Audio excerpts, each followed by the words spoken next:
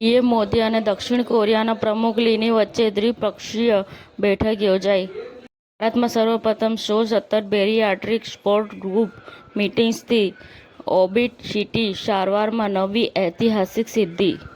સુરત મહાનગરપાલિકાની સ્થાનિક સ્વરાજની આવતી ચૂંટણીને ઉપલબ્ધમાં રાખી કેન્દ્રીય જળશક્તિ મંત્રી Shri R Patil ward number 23, 24, 28, 29ના કાર્યકર્તાઓ સાથે ચાની ચુસ્કી સાથે ગોષ્ઠી અને સંવાદ કર્યો. નસવાડી ખાતે ભાજપ ઉમેદવારોનો ડોર ટુ ડોર જોરદાર પ્રચાર. વલ્લી એલસીબીએ નાંદીશણ પાસે 14.88 લાખના વિદેશી દારૂ સાથે એક આરોપી ઝડપાયો. મોડાસા નજીક એલસીબીની રેડ, ઓનલાઈન ક્રિકેટ સટ્ટો રમતા 2 સટોડિયા ઝડપાયા. ₹5.71 લાખનો મુદ્દામાલ કબજે.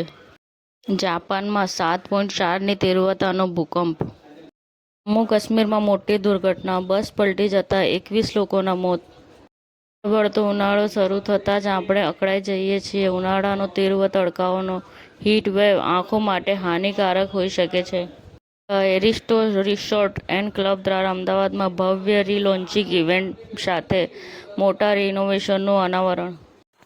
સમાચાર ટુડે ન્યૂઝ ચેનલની ટીમ અને જે સત્ય છે તે જ બતાવશે. આપ જોતા રહો સમાચાર ટુડે ન્યૂઝ ચેનલ. ગુજરાતની ધરતીનું ગુજરાતીઓ માટે જ, એટલે કે સમાચાર ટુડે ન્યૂઝ. અમારી સમાચાર ટુડે ન્યૂઝ ચેનલને લાઈક કરો, શેર કરો અને સબસ્ક્રાઇબ કરો અને જોડાયા રહો સમાચાર ટુડે ન્યૂઝ ચેનલ સાથે.